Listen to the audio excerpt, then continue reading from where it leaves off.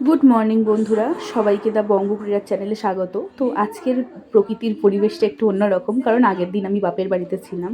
তো যাই হোক, সকালবেলা প্রকৃতির সাথে সময় কাটিয়ে একটু ব্রেকফাস্ট করে পড়তে বসে গিয়েছিলাম আমি।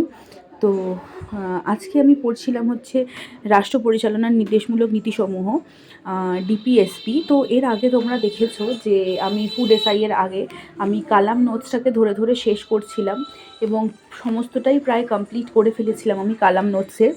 কিন্তু ঘটনা হচ্ছে, এবার তো আর ওই ফুড এসআইয়ের মতন হালকা ফুলকা পরীক্ষা নয়। এবার যে পরীক্ষাটা আছে সেটা হচ্ছে মিসলেনিয়াস, যেটা হচ্ছে অলমোস্ট ডাব্লিউবিসিএস এর পরের পোস্ট, এবং তারপরে আছে হচ্ছে ক্লার্কশিপ। এবং এই হয়তো ডাব্লিউবিসিএস এরও ফর্ম ফিল আপ স্টার্ট হয়ে যাবে, এবং সেই মানে হয়তো বলতে হয়তো আজ বাদে কাল তো বেরোবেই, হয়তো ইলেকশনের পরেই হয়তো বেরোবে। এবং আরেকটা পরীক্ষার কথাও শুনছি, ডাব্লিউবিপিএসসি আইডিও, মানে হচ্ছে ইন্ডাস্ট্রিয়াল ডেভেলপমেন্ট অফিসার, ওই একটা পরীক্ষার কথাও পাবলিক সার্ভিস কমিশন থেকে বেরোনোর কথা হচ্ছে। তো ইউটিউবে এবং বিভিন্ন জায়গায় দেখছিলাম যে 250 থেকে 500টা মতন পোস্ট হতে পারে। তো যাই হোক, তো সেই জন্য মোটামুটি যে চ্যাপ্টারগুলো কমন চ্যাপ্টার, সেই চ্যাপ্টারগুলোকে আগে ধরে ধরে শেষ করছি। তো দেখো, এই পলিটির মধ্যে আমার কিছু কিছু চ্যাপ্টার তো আগে পড়া হয়েই গিয়েছিল। যেরকম তোমার ধরো হয়ে গেল তোমার মানে আমাদের মানে কনস্টিটিউশন কীভাবে ফর্মেশন হয়েছিল, তার যে হিস্ট্রি বা ব্যাকগ্রাউন্ড যেটা বলা হয়। তারপরে তোমার ধরো প্রিঅ্যাম্বল, তারপর ওদিকে তোমার ধরো প্রধানমন্ত্রী, মুখ্যমন্ত্রী, উপরাষ্ট্রপতি, রাষ্ট্রপতি, তারপরে তোমার হচ্ছে গিয়ে লোকসভা, বিধানসভা, মানে এই সমস্ত যে জায়গা কাউন্টার পার্টগুলো, সে সমস্ত। তারপরে হচ্ছে তোমার নাগরিকত্ব, তারপরে হচ্ছে তোমার ফান্ডামেন্টাল রাইটস, এগুলো তো আমার পড়া হয়েই গেছিলো। এবার এর মধ্যে আমার যেগুলো বাকি রয়েছে, সুপ্রিম কোর্ট, হাইকোর্ট, তারপরে তোমার এই ডিপিএসপি, এগুলো বাকি রয়েছে, তাই এগুলো শেষ করছি। তো প্রথমে আমি বেঙ্গলি ভার্সনে পড়ি, এবং সেটা পড়ার পরে আমি ইংলিশ ভার্সনটা, মানে ইংলিশ ভার্সন লক্ষ্মীকান্ত, সেটা আমি ধরি।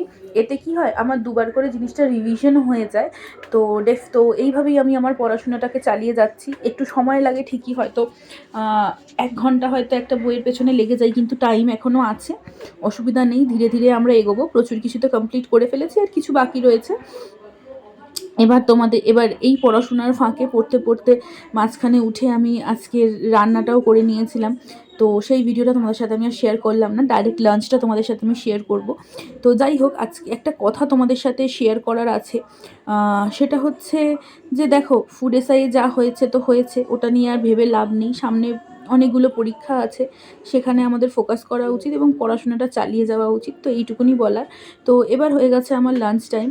লাঞ্চে আমি ডেফিনেটলি খিচুড়ি আর একটু আলুর দম বানিয়েছিলাম, সেটা খেয়ে নিলাম। তারপর কিছুক্ষণ পরে আমি আমুলের টক দই খাই, তো সেটাও খেয়ে নিলাম, নিয়ে একটু রেস্ট নিই। এবং তারপরে হচ্ছে গিয়ে আমি গেছিলাম ছাদে এক্সারসাইজ করতে, এবং ওখান থেকে এসে আমি বসে গেছিলাম। আমার সন্ধ্যেবেলাটা 7টা থেকে 9:30 অবধি থাকে শুধুমাত্র অঙ্কের ক্লাস, যেটা আমি অঙ্কের পেছনে সময় দিই। কারণ পরীক্ষাগুলো যখন দিতে যাই তখন বুঝেছি অঙ্কে আমি এখনও অনেকটা পিছিয়ে আছি, সেটা আমাকে ব্যাক আপ করতে হবে। এরপরে আমি শ্বশুরবাড়ি চলে গিয়েছিলাম, এবং আজকের ডিনারটা ছিল আমার এরকম রুটি, ভেজিটেবলের তরকারি, ছোলা, এবং ডিমের যে হোয়াইট পোর্শনটা। অলমোস্ট 11:30 বাজে। তো তারপরে আমি বসে গেছিলাম ভূগোলটা নিয়ে। এর আগে তো কালাম নোটস থেকে আমি সমস্তগুলো শেষ করেছিলাম, কিন্তু এবার বই পড়ছি, কারণ ইন ডেপথ প্রচুর প্রশ্ন আসতে পারে। এই বইটা কি না কি, এই বইটার ব্যাপারে তোমাদের সাথে আমি ডেফিনেটলি একটা ডিটেলস শেয়ার করব। আমার একটা ফ্রেন্ডের সাজেশনে আমি এই বইটা নিয়েছিলাম। তো এবং বইটা নিয়ে আমার বেশ পড়তে ভালো লাগছে, এবং এখানে অনেক ইনফরমেশনস রয়েছে, তো বেশ ভালো লাগছে। তো তোমরা যদি কেউ বিগিনার হও তাহলে এই বইটা নিতে পারো। কী বই সেটা আমি তোমাদের সাথে নেক্সট কোনো একটা ভিডিওতে ডেফিনেটলি শেয়ার করে দেবো। তো সকালবেলা যে ডিপিএসপির পোর্শনটা পড়েছিলাম, এবং আরও কিছু পলিটিক্যাল ঘাপচা আমার মাথার মধ্যে ঘুরছিল, সেগুলো বরের থেকে বুঝে নিচ্ছিলাম। তো চলো, আজকের জন্য এখানে টাটা।